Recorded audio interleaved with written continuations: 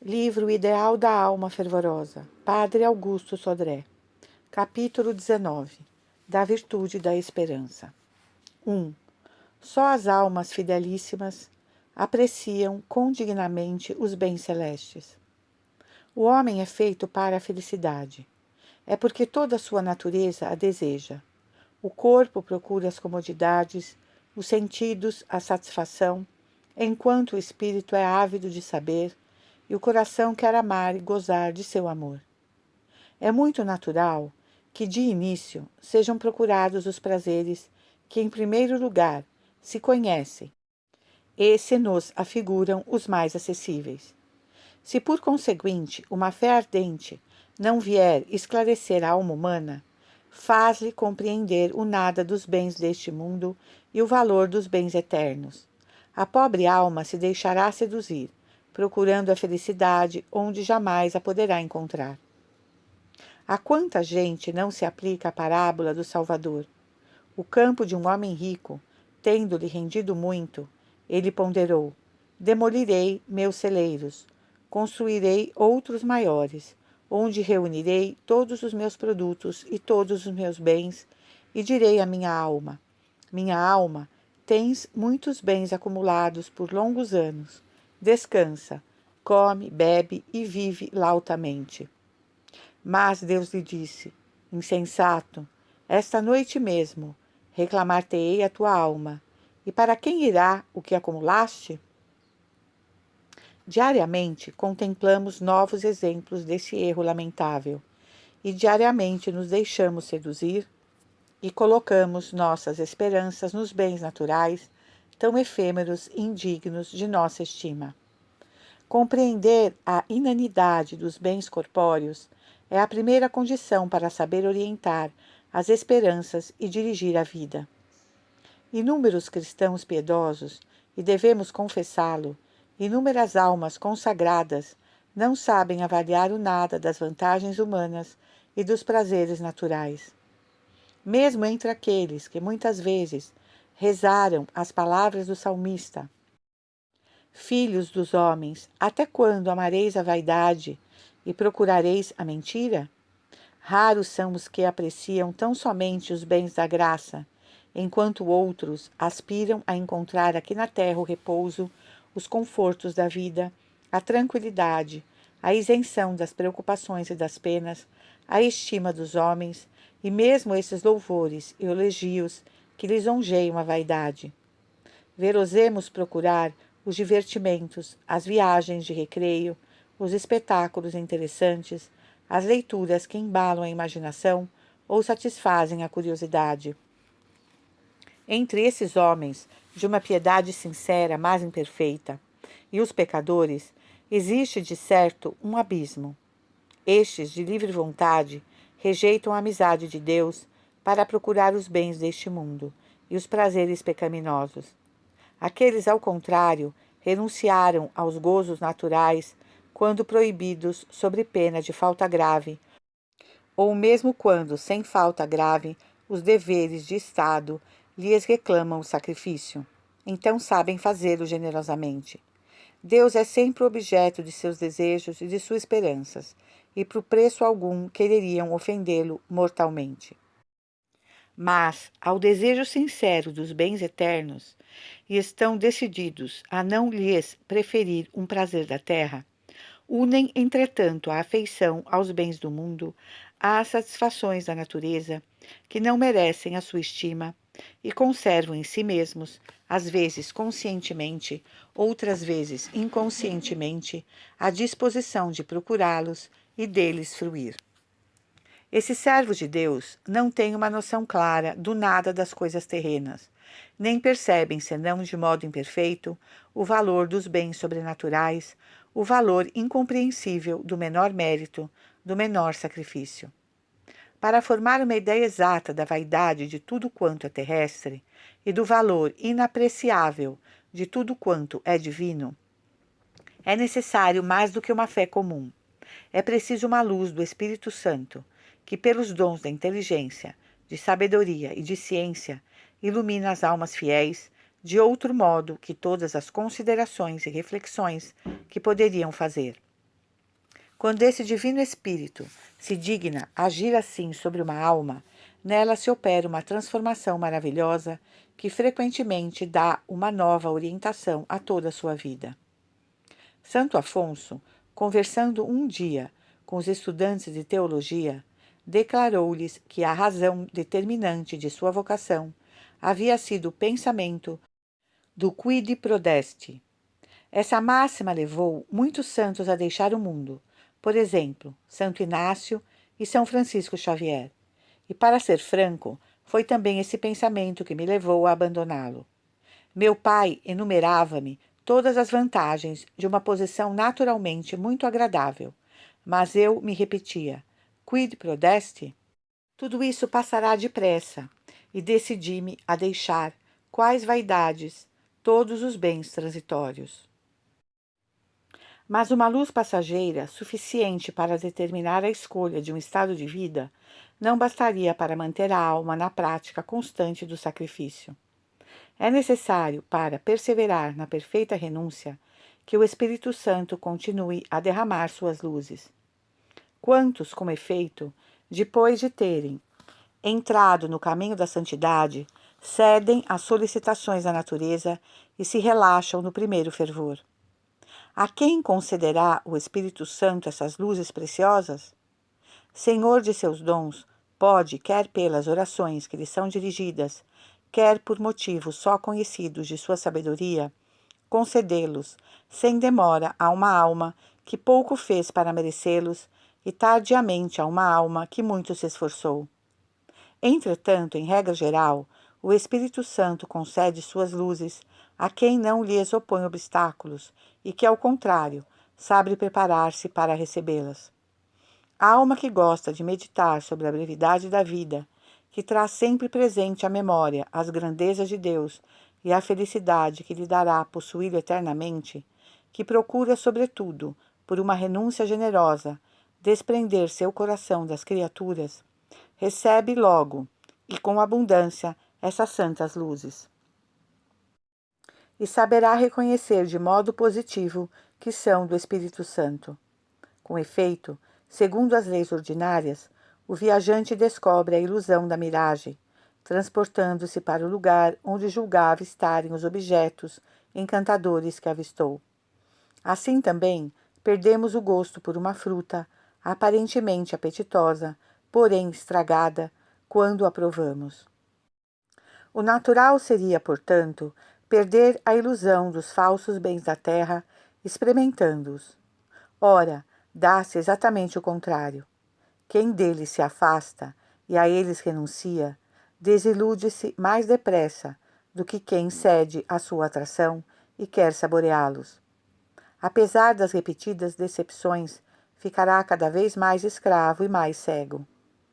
Quando uma alma fiel recebeu do Espírito Santo a ciência genuína do bem e do mal, o discernimento do verdadeiro e do falso, do ouro e do ouropel, então suas ideias são muito diferentes das ideias dos cristãos vulgares. Tudo quanto lisonjeia a natureza lhe parece falso e perigoso, e o que a faz sofrer, o que a coloca sob o domínio da graça, lhe parece proveitoso e digno de inveja. Os próprios males da vida, que ainda podem inspirar-lhe medo e lhe ser muito dolorosos, têm-nos em conta de grandes bens. Nosso Senhor dizia aos apóstolos: chorareis e vos lamentareis.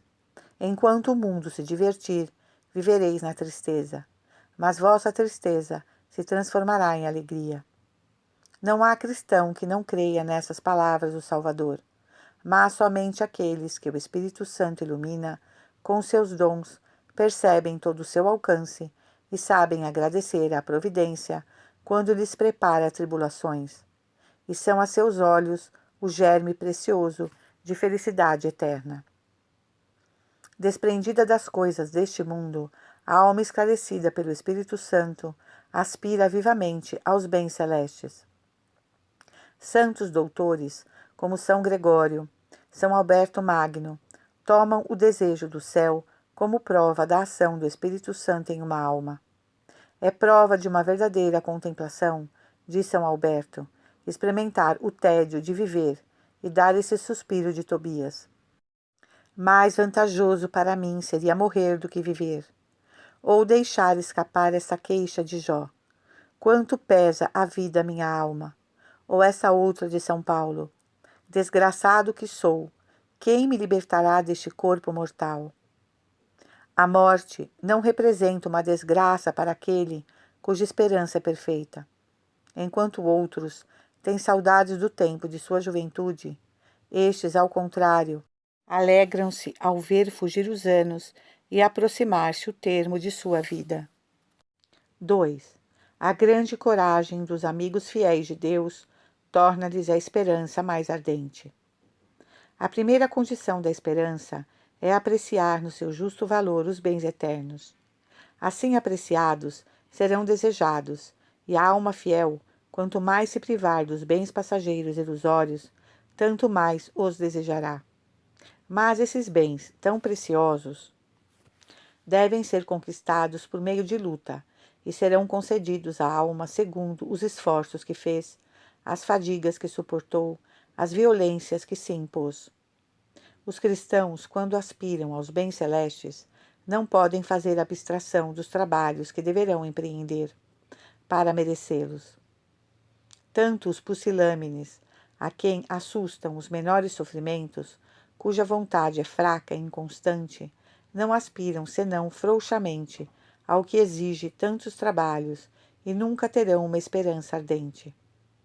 É por isso que nas almas sem virtude, os desfalecimentos da esperança provêm, com frequência, de sua covardia. Não o confessam, talvez. Enfeitando-se de uma falsa humildade, atribuem a sua pouca esperança ao conhecimento que têm de sua miséria, ou à experiência de tantas faltas passadas. Ilusão ou mentira? E porque receiam o esforço e não querem reconhecer a sua eficácia, cedem ao abatimento. Cometeram faltas, é verdade, mas foi porque não lutaram corajosamente. Que se decidam a combater a natureza com mais generosidade, que sejam fiéis em expiar cada falta, em recomeçar a luta, e Deus acabará por lhes dar a vitória completa. As almas boas e sinceramente virtuosas têm uma esperança muito mais firme. Tendo feito maiores esforços, gozam agora dos frutos inerentes e sabem que lhes será possível conservar suas conquistas. A maior parte, porém, não visa bastante alto, não tem a nobre e santa ambição de elevar-se até o cimo do puro amor, e a razão é ainda que a perfeição desse amor lhe parece difícil demais de adquirir e, por conseguinte, não aspiram tanto a ele, porque não têm a coragem de se decidir aos trabalhos, às privações, aos combates que exige. Ao contrário, os fiéis amigos de Deus têm todos uma grande coragem. As lutas que sustentaram, as violências que se impuseram, fortaleceram-lhes a vontade, e o Espírito Santo, principalmente, comunicando-lhes o dom da força, acrescentou ao vigor que adquiriram uma energia mais que humana. Eles não se amedrontam ante o pensamento que detém tantas almas virtuosas. Será necessário mortificar-se rigorosamente toda a vida? Estão tranquilos, mas firmemente resolvidos a nunca mais se afastar do caminho do sacrifício. Desde então, muito sincero é seu desejo de progredir na virtude, muito ardente é sua esperança de conseguir aqui na terra um grande amor, de fazer muito por Deus, de possuí-lo no céu em medida abundante. As almas que o Espírito Santo ilumina e fortifica, é preciso notá-lo bem, não estão isentas de fraquezas. Se não aspiram, é verdade, os bens ilusórios, aos prazeres, aos gozos que a natureza cobiça, se sua disposição habitual é a de os procurar voluntariamente e de não querer em tudo senão os bens sobrenaturais, todavia às vezes falta-lhes coragem e energia para recusar à natureza o que ela reclama. A luta existe sempre entre as aspirações superiores da vontade e as aspirações inferiores dos sentidos, assim como entre as disposições de humildade e as tendências de amor próprio, e essa luta provoca grandes vitórias, mas também dá lugar a algumas derrotas. 3. A plena confiança das almas muito fiéis. Se a esperança perfeita supõe grandes luzes que revelam os encantos de Deus e a imensa felicidade que proporciona à alma a posse deste Deus tão belo e tão perfeito, supõe também luzes não menores que lhe revelam também a imensa bondade desse grande Deus, o ardente desejo que ele tem de nos comunicar seus bens e a felicidade com que pode fortificar nossas virtudes e transformar nossas almas. Daí vem a confiança, que é o segundo elemento da virtude de esperança. Todos os cristãos piedosos creem nas promessas de Deus. Todos têm confiança em seu poder e em sua bondade. Mas o princípio lembrado acima encontra ainda aqui sua aplicação. Esta confiança, fruto de uma fé raciocinada, de reflexões justas e fundadas sobre a verdadeira doutrina, é meritória. É, entretanto, menos perfeita que aquela que é o fruto dos dons do Espírito Santo, que, derramada diretamente na alma, lhe inspira uma gratidão ardente e toda filial, uma certeza tranquila e forte, uma paz profunda e inalterável. Dessas luzes infusas, que comunicam uma tão grande confiança, diremos o mesmo que já dissemos daquelas que revelam as doçuras divinas. São concedidas a quem se dispõe a recebê-las bem, pois o Espírito Santo esclarece de preferência aqueles que desejam ser esclarecidos, que se aprazem em acreditar na bondade de Deus, que procuram dilatar em seu coração a santa confiança. Repitamos, por conseguinte, sem cessar, que Deus é bom, que só Ele é bom, e que as melhores criaturas não têm bondade alguma se as comparamos a Deus. Que é a bondade? Não é a fraqueza ou benignidade, que pelo receio de afligir, deixa fazer o que não convém, nem é a condescendência desleixada que tolera o pecado, mas, na bondade, a indulgência do santo para com o pecador. Há compaixão, compaixão do grande para com o pequeno, do forte para com o fraco. Há principalmente benevolência, isto é, um vivo desejo, mais do que isso, uma necessidade irresistível de fazer o bem. Deus é infinitamente bom e possui todos esses aspectos da bondade. É compassivo e nossas misérias inspiram-lhe dó. É indulgente, pois sabe de que lodo nos formou, e deseja, com um desejo infinito, enriquecer nossas almas. Não saberemos, senão no céu, a alegria que sente o coração de Jesus ao conceder-nos seus bens e quanto o regozija a salvação das almas. Amei-te a tal ponto, disse Nosso Senhor a Juliana de Norwich, santa reclusa que vivia na Inglaterra, no século XIV, que já antes de morrer por ti, eu o desejava ardentemente. E agora que tudo está passado, depois de ter sofrido de boa vontade tudo quanto pude, minhas dores, as mais horríveis, transformaram-se em uma eterna felicidade. Uma santa carmelita do século XVII, a Madre Francisca, da Mãe de Deus, teve um dia uma visão em que Nosso Senhor lhe apareceu, levando para o céu uma multidão de almas que acabava de retirar do purgatório. E ele mostrava-se radiante de felicidade. Um outro dia, em que ela orava por uma carmelita falecida, Jesus lhe disse: desejo mais do que tu, mais do que ela mesma, o seu livramento, mas é necessário que seja purificada. Lembrar-se constantemente da bondade de Deus é a primeira condição para obter uma perfeita confiança.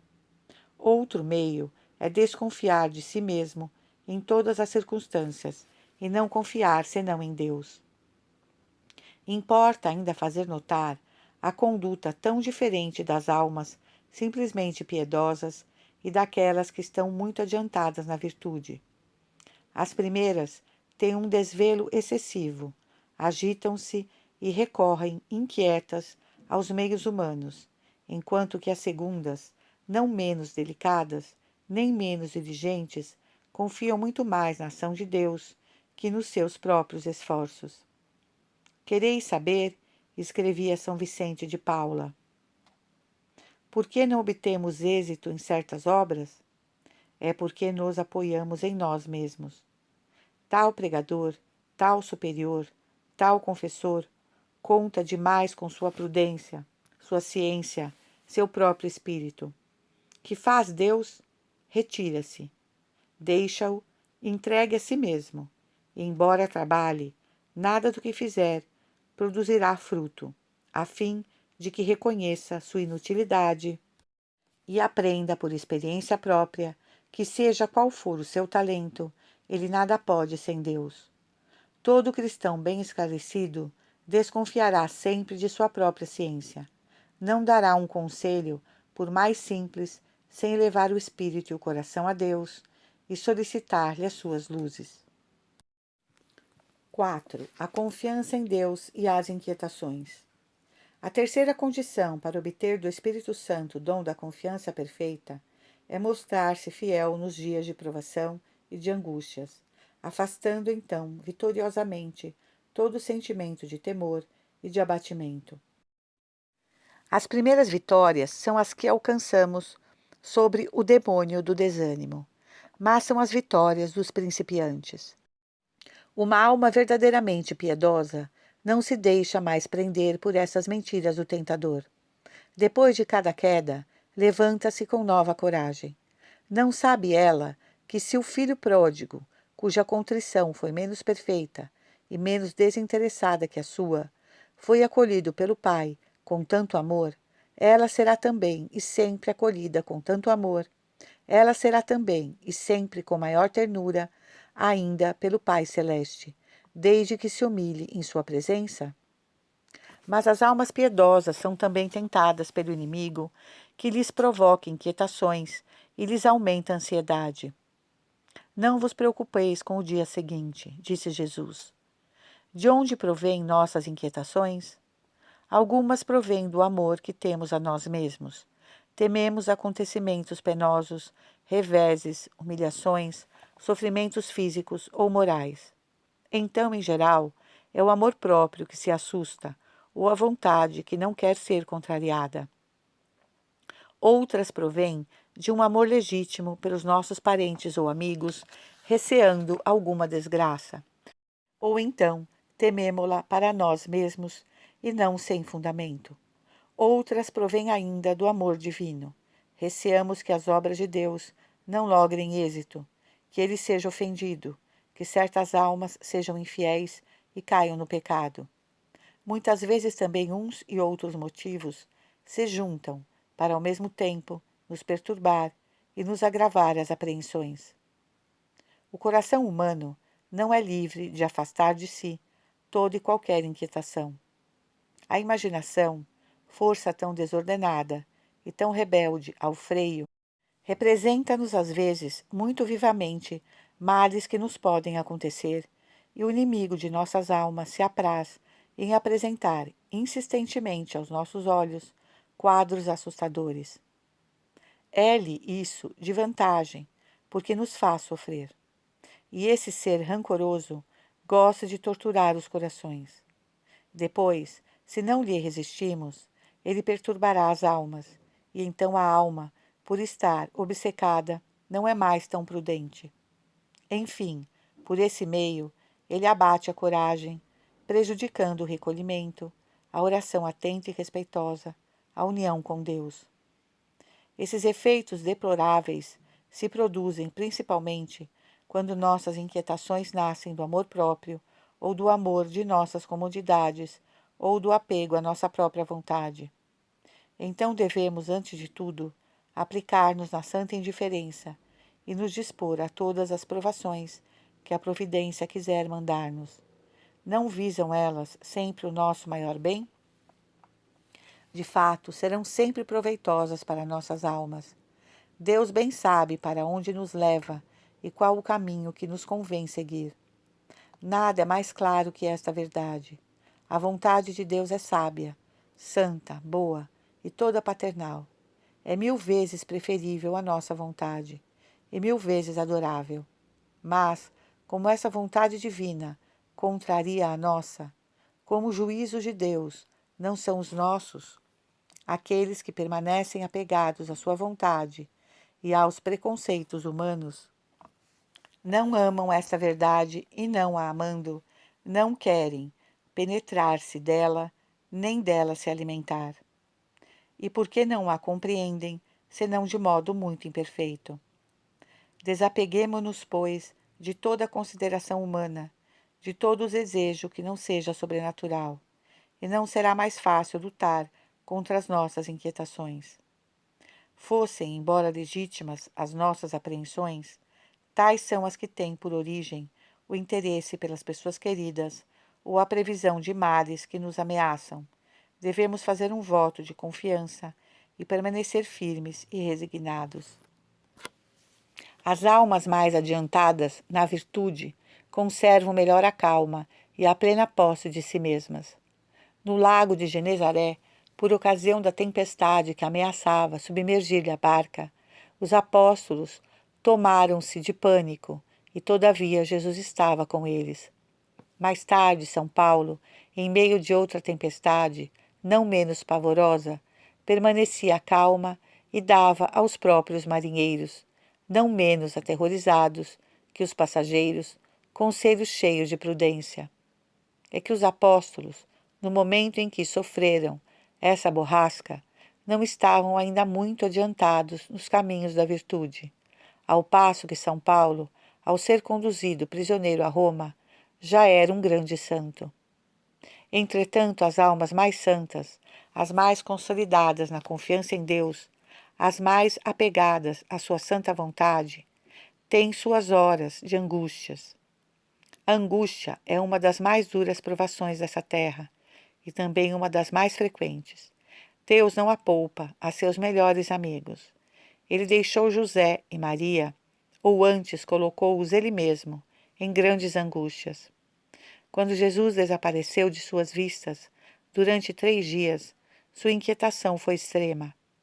Quando os habitantes de Nazaré arrastaram Jesus longe da cidade para jogá-lo num precipício, quão grandes foram as aflições de sua Santa Mãe, e o próprio Jesus, em Getsêmani, não se achou mergulhado na desolação? Ora, é nessas horas que a esperança aumenta e pode atingir ao heroísmo. Enquanto o coração está oprimido e que o espírito, o mais das vezes, está envolto em trevas e como hipnotizado pela visão de males que receia, a vontade se lança em Deus e chega a descobrir na parte suprema da alma uma certa luz que lhe recorda a bondade, a ternura do Pai Eterno. Protesta com toda a energia de que é capaz, que não quer senão a vontade divina, que repele todo sentimento contrário à confiança e ao santo abandono. Talvez não possa dizer, eu creio, tenho confiança, aceito com amor, porque esses sentimentos lhe parecem demais opostos àqueles que o dominam aparentemente. Mas pode dizer e diz, quero crer, quero esperar, quero aceitar tudo quanto Deus permitir. Oh, quão salutar é essa luta! Embora se prolongue, embora a alma permaneça muito tempo sem consolo, sacudida entre a angústia e a resolução de ceder, é a grande vitória da esperança, da confiança em Deus. É a homenagem suprema prestada a despeito do inferno, à bondade inesgotável, ao amor incansável do Pai que está no céu, vitória com a qual cresce a esperança, enquanto o Espírito Santo mesmo a fortifica e consolida. 5. Frutos da perfeita esperança. A esperança perfeita é inabalável. Apesar de todos os obstáculos, persevera até a morte. Os patriarcas, nota São Paulo, Hebreus 11:13, perseveraram até ao fim de sua confiança em Deus. Entretanto, não viram realizadas as promessas que lhes haviam sido feitas. A terra de Canaã não se tornara sua propriedade, e nada anunciava que viesse um dia a pertencer a seus filhos. O céu, de que a terra prometida era a figura, parecia mais afastada ainda. Fixavam, todavia, o olhar nesses bens celestes, tão distantes, saudando-os de longe, fazendo pouco caso das alegrias do mundo e considerando-se, como declaram com frequência, quais viandantes e estrangeiros sobre a terra. Assim também a alma fiel, mesmo quando não vê a realização de seus pedidos, mesmo quando lhe parece, depois de muitos anos de orações constantes e de sacrifícios generosos, não haver obtido as virtudes solicitadas, conserva intacta sua esperança. Permanece convicta de que suas orações não foram inúteis e de que não morrerá sem as ver atendidas. Quanto agrada a Deus esta perfeita esperança! Deus não pode deixar de amar a alma que não aspira senão a Ele, e que para possuí-lo despreza todos os bens da terra. Não pode deixar de abençoar a alma que nas maiores provações, e a despeito de todas as sugestões do inimigo, crê sempre em seu amor e tudo espera de sua bondade. Em relação a Deus, diz São João da Cruz, quanto mais esperamos, tanto mais alcançamos, e tanto mais esperamos, quanto mais nos despojamos. Declarou-me o meu soberano, escrevia Santa Margarida Maria, que jamais ele me recusaria seus cuidados, senão quando eu me ocupasse de mim mesma. Disse tantas vezes: deixa-me fazer. A confiança invencível é, por conseguinte, todo-poderosa junto ao coração de Deus. Existem almas que, ao solicitar uma graça, agradecem de antemão, testemunhando assim a certeza que têm de ser atendidas. E quantas graças não obtêm essas almas confiantes?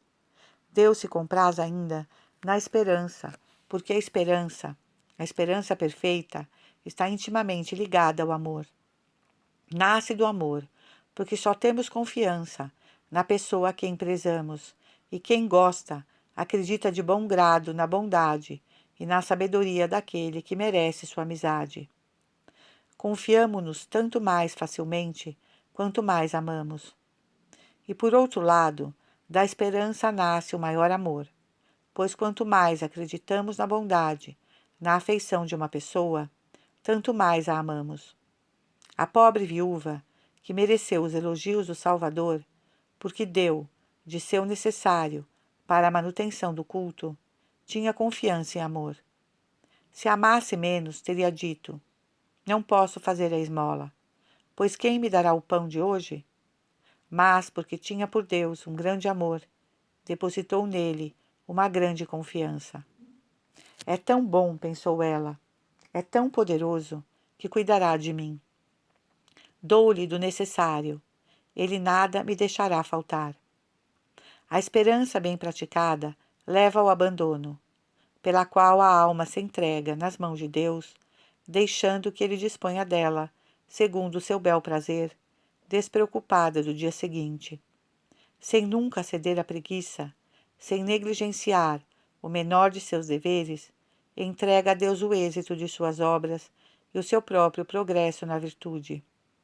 Assim ela escapa à precipitação e fazer calar a agitação interior que perturba tantas boas almas. Aqueles que não praticam esse abandono multiplicam os cálculos inúteis, as suposições imaginárias, iludem-se sempre com as mesmas esperanças ou se preocupam com as mesmas inquietações. A alma abandonada lança tudo no coração de Deus e conserva uma paz inalterável. O abandono é tanto mais precioso quanto é um composto das mais belas virtudes, da fé que crê firmemente no poder e na sabedoria de Deus, da esperança que se confia à sua bondade, do amor que não quer senão a sua santa vontade, da renúncia que sacrifica tudo quanto prende o coração. Fortifiquemos em nós a esperança e esforcemo-nos por obter o Espírito Santo que Ele mesmo põe em nossos corações, pelos seus dons tão preciosos, a esperança perfeita. Aqueles que confiam em Deus, diz Isaías 40:31, adquirirão novas forças e levantarão o voo, quais águias. Correrão sem se cansar, caminharão sem se fatigar. Farão, pois, na virtude, grandes e incessantes progressos. Já são e se tornarão cada vez mais os amigos muito queridos do Senhor.